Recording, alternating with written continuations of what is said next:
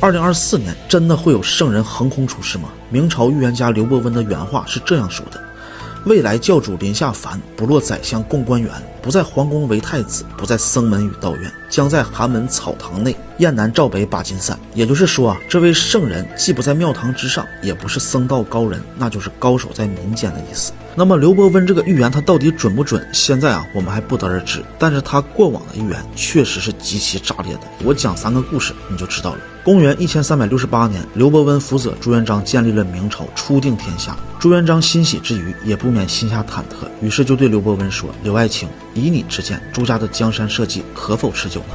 这可让刘伯温非常的为难。像这种关乎国家王朝命运的天机，怎么可以随便的轻易泄露呢？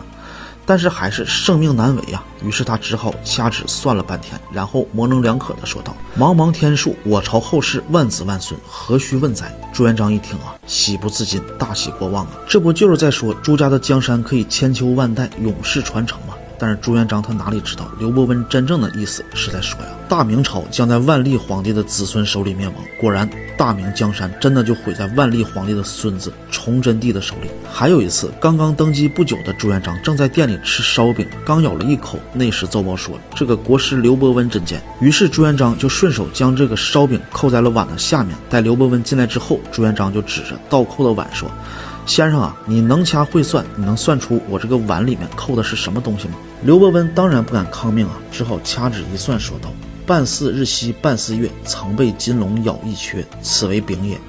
朱元璋一听啊，连声赞绝。接着他又开始询问刘伯温如何加强皇宫和都城的防卫呢？大明朝将来的国运究竟如何？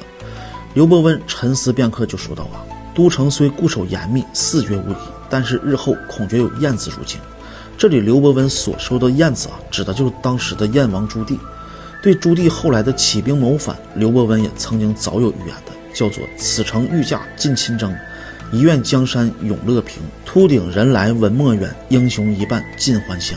一愿江山永乐平是指啊，朱棣当上皇帝之后，将这个国号改成为永乐。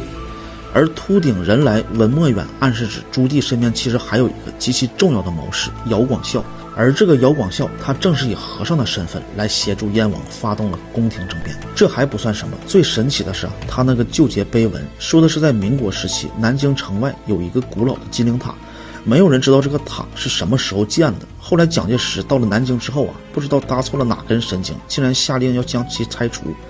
令人震惊的是呢，他们竟然在塔底下发现了一块碑文，上书金陵塔，金陵塔留基建借石材，拆了金陵塔，军民自己杀，草头相对草头人，到尾只是半缩龟。